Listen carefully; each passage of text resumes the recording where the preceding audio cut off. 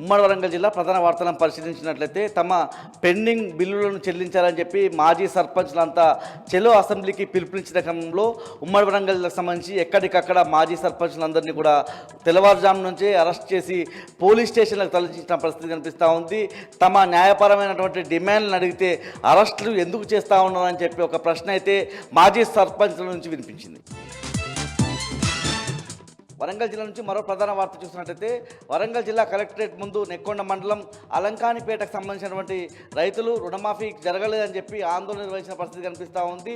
తమ గ్రామానికి సంబంధించినటువంటి ఐఓబి బ్యాంకులో 850 మంది రైతులకు ఇప్పటికీ రుణమాఫీ జరగలేదని, ఒకవైపు కాంగ్రెస్ ప్రభుత్వం రుణమాఫీ అందరికీ జరిగిందని ప్రచారం చేసుకుంటా ఉన్న పరిస్థితుల్లో ఇప్పటికైనా తమకు పూర్తిగా న్యాయం చేయాలి, రుణమాఫీ చేయాలని చెప్పి రైతులంతా కూడా డిమాండ్ చేసిన పరిస్థితి కనిపిస్తూ ఉంది.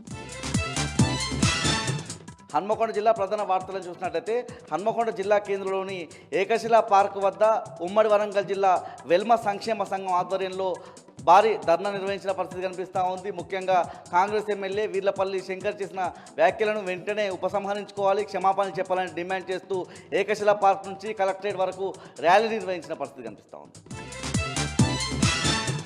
జనగామ జిల్లా ప్రధాన వార్తలను చూసినట్లయితే స్టేషన్ గన్పూర్ నియోజకవర్గంలోని బాలుర గురుకుల పాఠశాలను సందర్శించేందుకు వెళ్ళినటువంటి బీఆర్ఎస్పీ నాయకులను లోపలికి అనుమతించలేదు. ఇదే క్రమంలో బీఆర్ఎస్ నాయకులంతా కూడా గేట్ దగ్గర ధర్నా నిర్వహించారు. ధర్నా నిర్వహిస్తున్నటువంటి బీఆర్ఎస్ నాయకులను అరెస్ట్ చేసి పోలీసులు పోలీస్ స్టేషన్ తరలించారు.